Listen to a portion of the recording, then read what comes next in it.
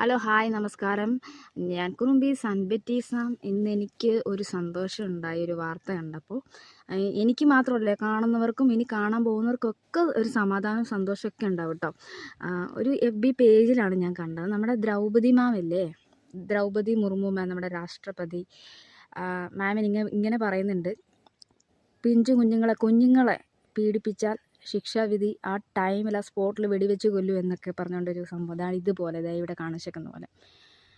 ആ നിയമം അങ്ങനെ പറഞ്ഞാൽ മാത്രം പോരാ, അത് കാണിച്ചും കൂടെ തരണം, അത് നടപ്പിലാക്കണം. കുട്ടികളെന്ന് മാത്രമല്ല, ആര് പീഡിപ്പിക്കപ്പെട്ടാലും ആ ഒരു ശിക്ഷാവിധി തന്നെ വരണമെന്നാണ് എൻ്റെ ആഗ്രഹം. നിങ്ങളുടെയും അഭിപ്രായം എന്തായിരിക്കും അല്ലേ? നിങ്ങളുടെ അഭിപ്രായങ്ങളൊന്ന് പറയണേ.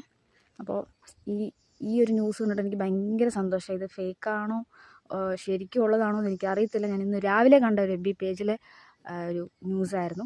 അതുകൊണ്ട് ഈ കൊടുത്തേക്കുന്ന പോലെ.